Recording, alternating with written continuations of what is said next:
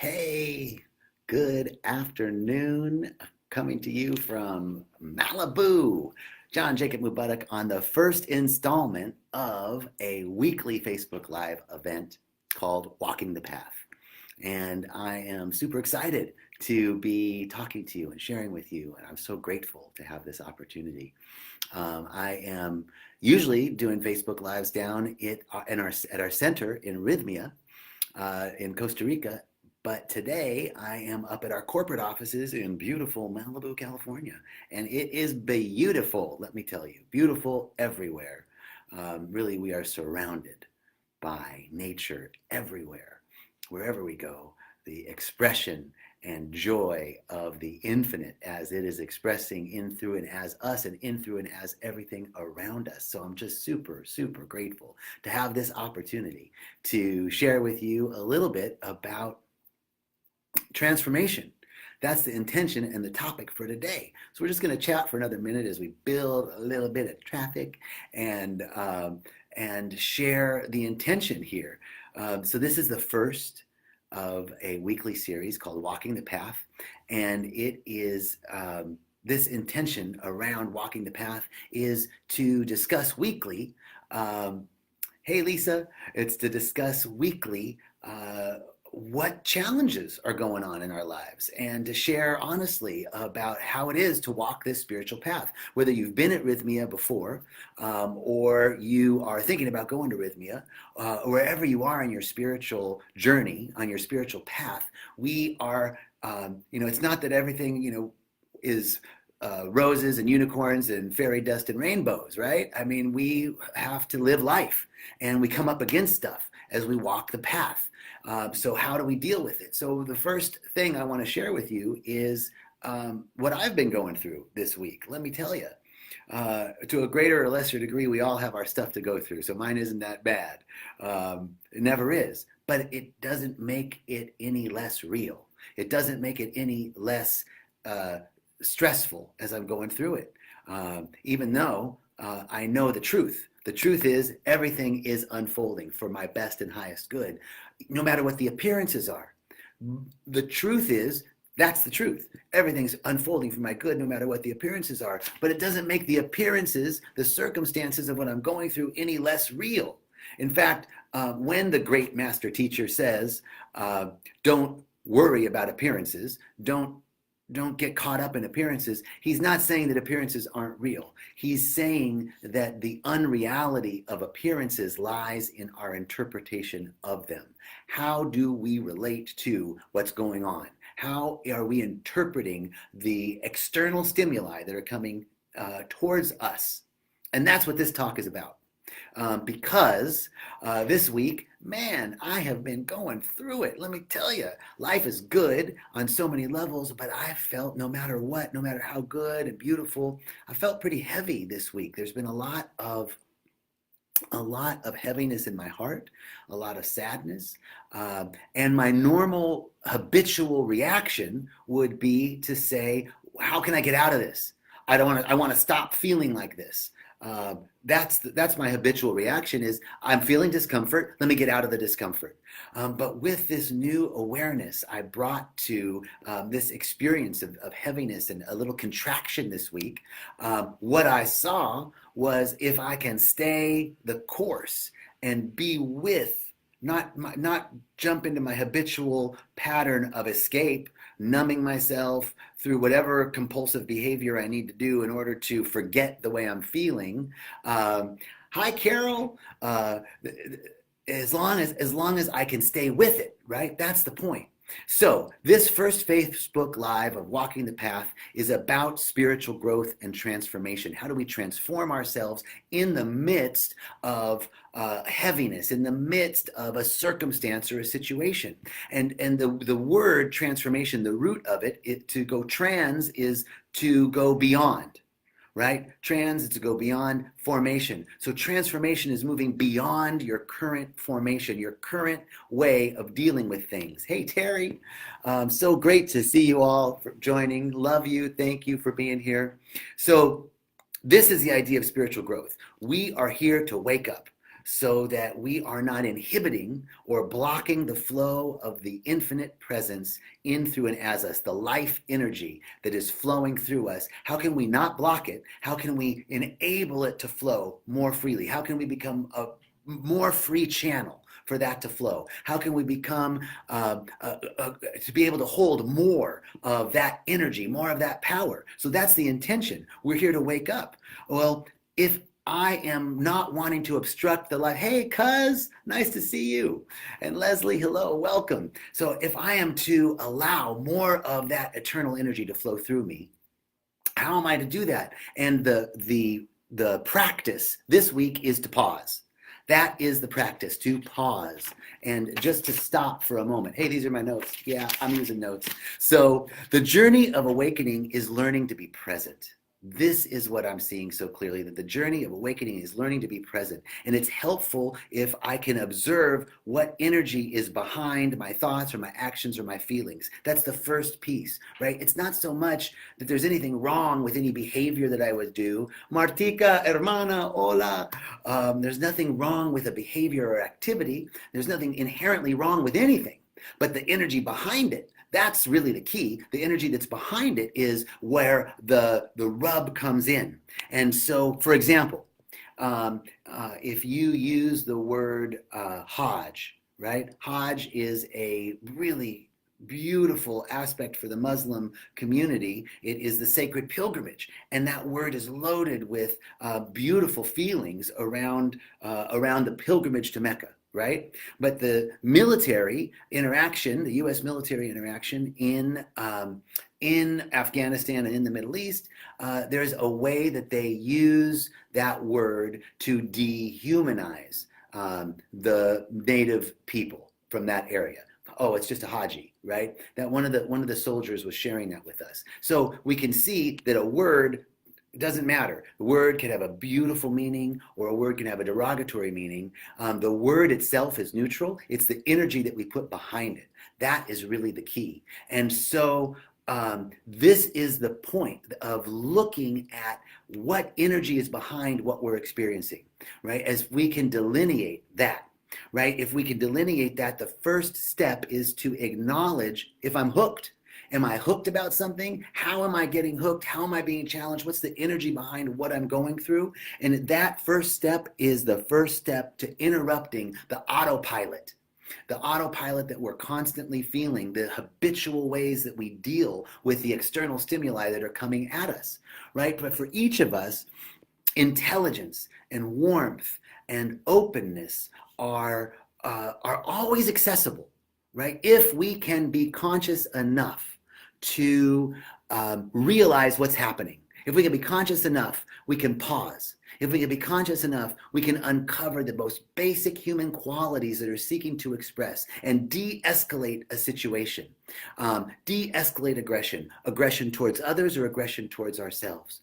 And in that way, we can learn to stay present, or rather, learn to come back again and again. Learn to return to be present. Here's the thing. A lot of times we think, oh, I just came from this meditation retreat, or I just had this great, amazing experience. I just came from Rythmia, and I had an amazing plant ceremony. And my thought is, I'm always going to be this way. I'm always going to be this open. I'm always going to be this aware. I'm always going to be this awake. Well, the fact is, we're always connected to the source of awareness and awakeness, but we go in and out. And as one of my favorite teachers said, Reverend Kathleen, she says, I'm not looking to never fall asleep again. I'm just asking to wake up faster when I do. That's the key, that we're waking up faster as we return once again. So, this sounds really simple. It sounds super simple, but like meditation, that sounds simple. They say in meditation, just follow your breath. Okay, thanks, right? It's hard. It's hard to do. So this is hard too. It can be challenging to be aware to what I'm feeling, to be aware, am I hooked by something? But really, this is the key, that we can transform ourselves by training ourselves to be open and receptive to whatever's arising in our field of experience. Awake people. What's the definition of an awake person? Definition of awake person is someone who's fully conscious of whatever is happening. and that they can stay with the chaos, with the silence, stay with it, whether they're in the emergency room or on the mountaintop, wherever they are, they're with it. They're with it, and there is a long pause, right? When we can recognize and be with what is occurring, what is happening with us.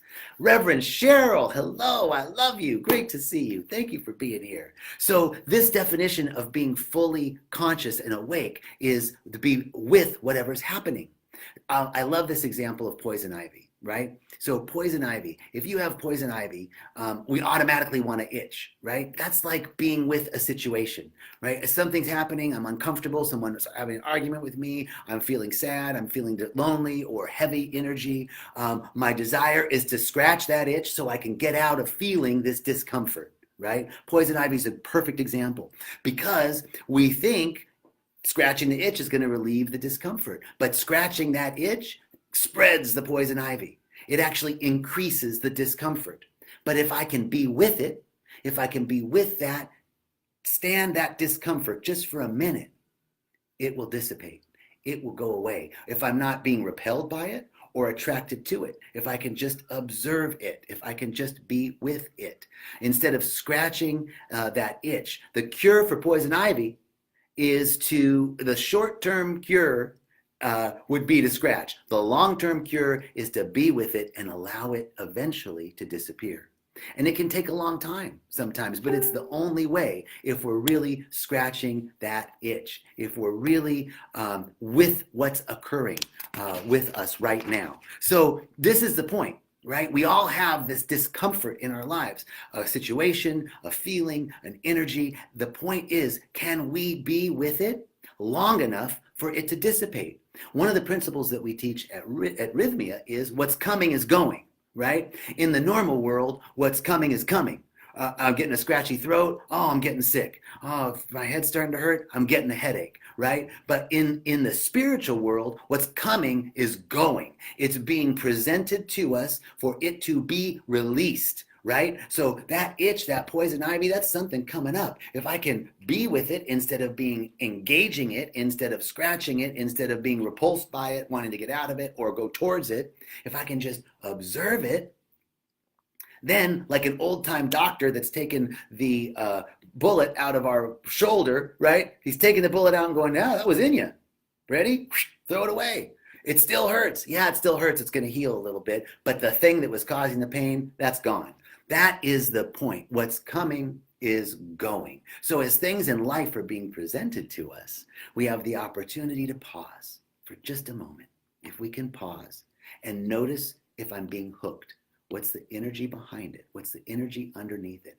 Then I can have the ability to awake to what's possible as I am with it. Something dissipates. I don't even have to do anything. I just have to observe it. As I observe it, as I just am observing it without getting hooked by it, without being repelled by it, if I can just observe it, it dissipates. So this is the way that we can interrupt the habitual patterns and the autopilot. We can make choices in the moment, choices that lead to our happiness.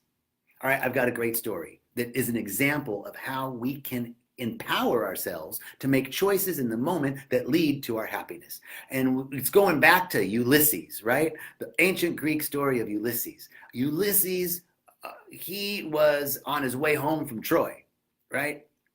He fought the battle, thought it was over. And he's on his way home from Troy, and he heard and knows that on the way home, he's going to have to pass through this area where the sirens are. And the sirens are these women that have the most amazing call. Their call is irresistible. In fact, sailors hear the call and they crash their boats on the rocks and lose their lives because the call of the sirens are so enticing, right? We all have our own personal sirens. Hey, Paul. Hi, Diane. Hi, Robert. Hi, Nadia. Wow. So Ulysses wanted to hear the call of the sirens. And the one thing was that if you heard the call and were able to resist it, the sirens would lose their power. That's the myth, right? But no man could resist the call of the sirens.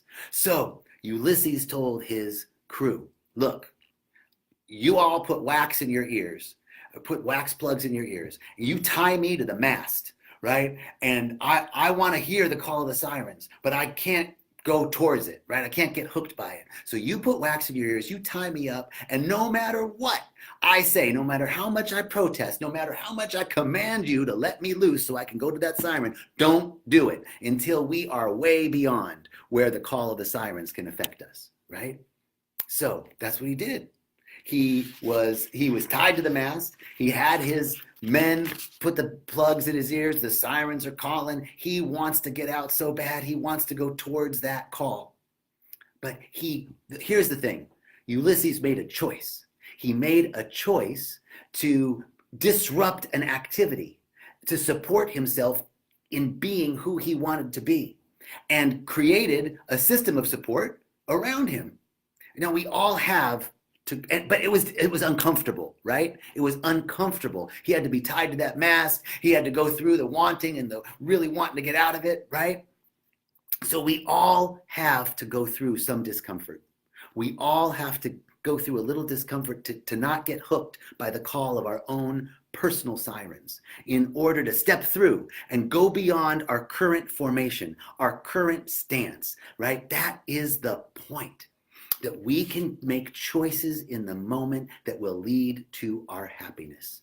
And so this is really the practice. How can we make choices in this moment that can lead to our happiness? How can we disrupt the habitual patterns that are autopilot that bring us back to a trajectory that we no longer want to align ourselves with? I've set a new trajectory. How can I stay on that trajectory and not get hooked by my old patterns?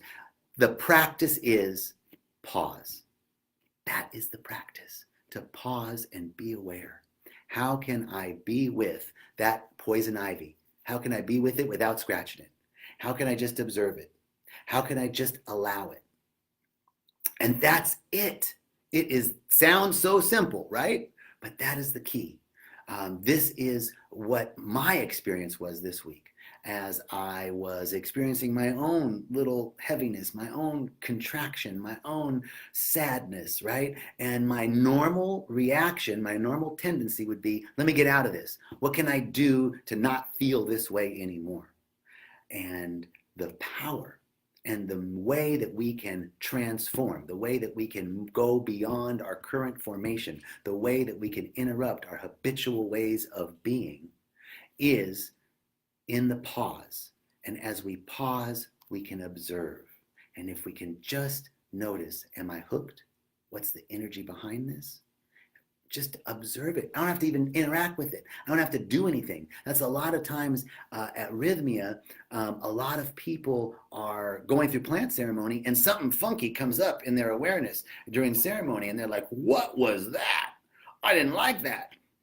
You don't have to do anything. You don't have to engage it, right? We tell a story in the opening talk at Rythmia that, you drink the medicine and 3 screens come up, right? You've got a unicorn and a rainbow and your creepy neighbor from when you were 9. Right? Everybody wants to hop on that unicorn and throw fairy dust over the rainbow, right? We don't want to go to what's hard. We don't want to go to that thing because we're afraid that we're engaging it. But we don't have to engage whatever's emerging for us. We just have to observe it. We just have to pause for just a moment.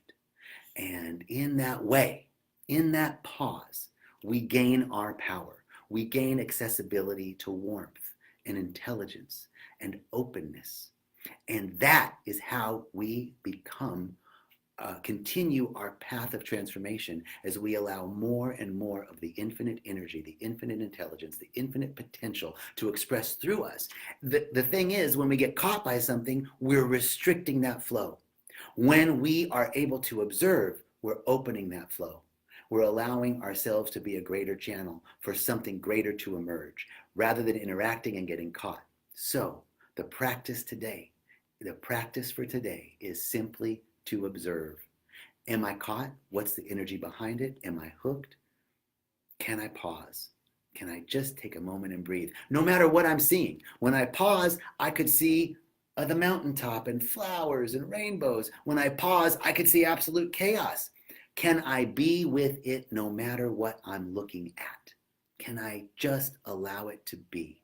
Because the truth is, and this is not woo-woo, the truth is that every system, biological or physical, every biological and physical system seeks constantly to be in order, balance, and harmony. This is not spiritual woo-woo. This is mathematical law. It's an equation called the Kurimoto equation.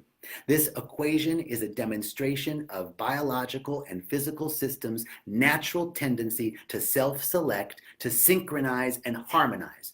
That's what we are. There's two principles to this law. The first is that all of the aspects need to be similar. In other words, we're all human, so we're similar, right? The second is for this equation to work, you've got to hold it loosely.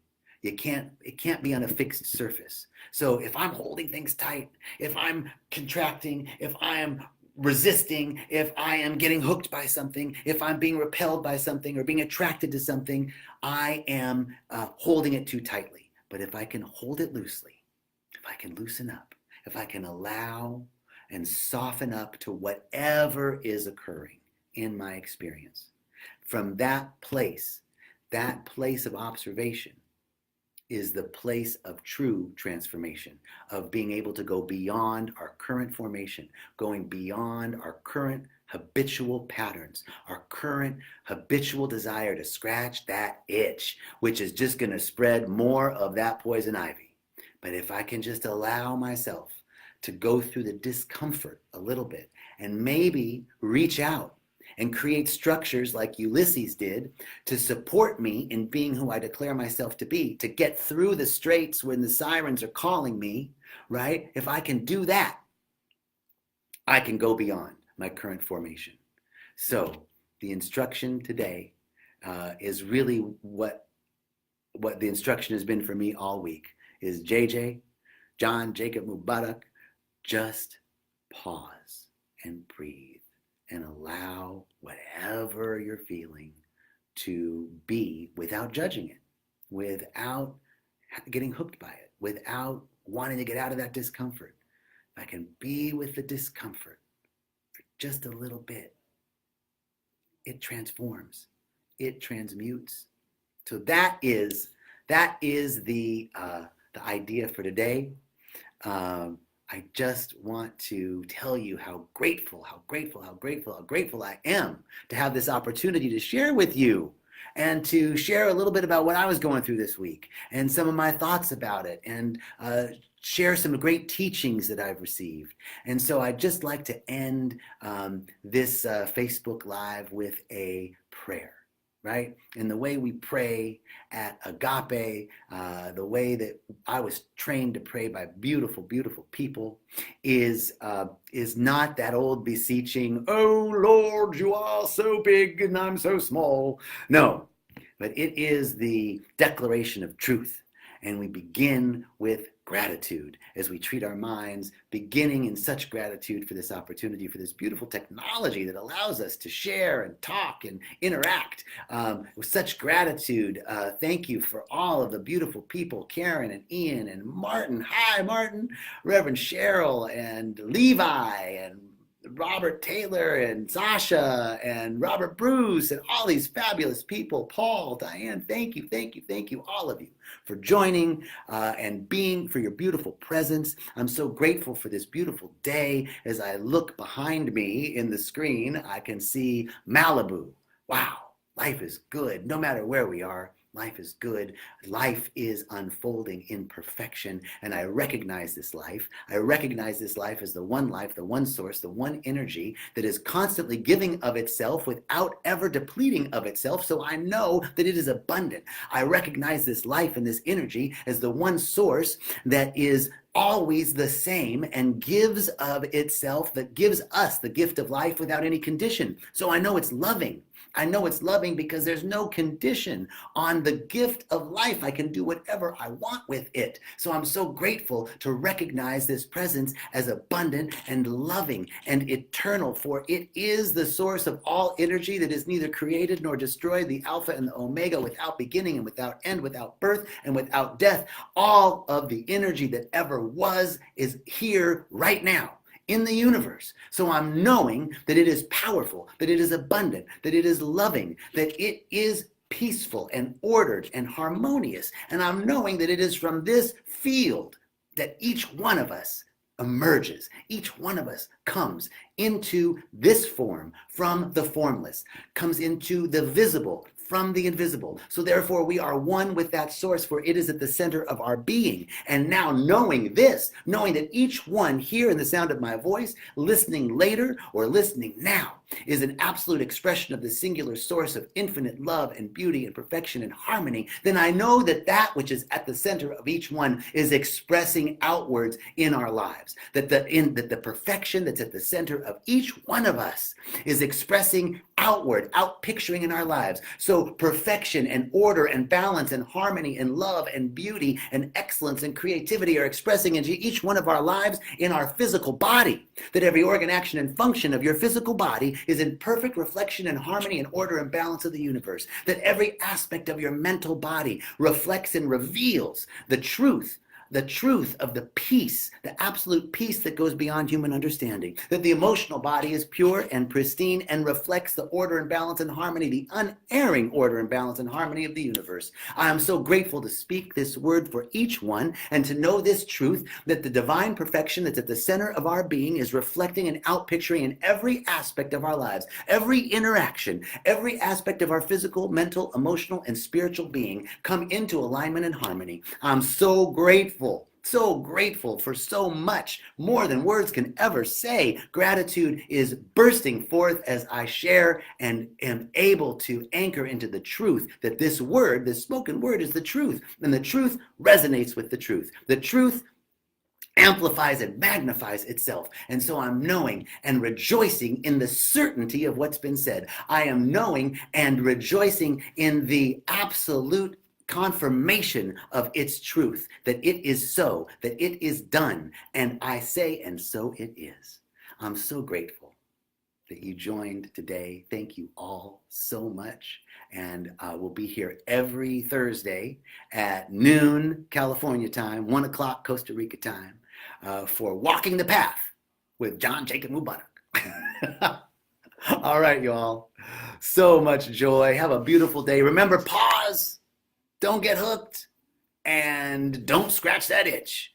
Be with the discomfort for a little while so that we can deal with the call of our personal sirens. And when we can hear the call of our personal sirens and not get hooked by it, they dissipate.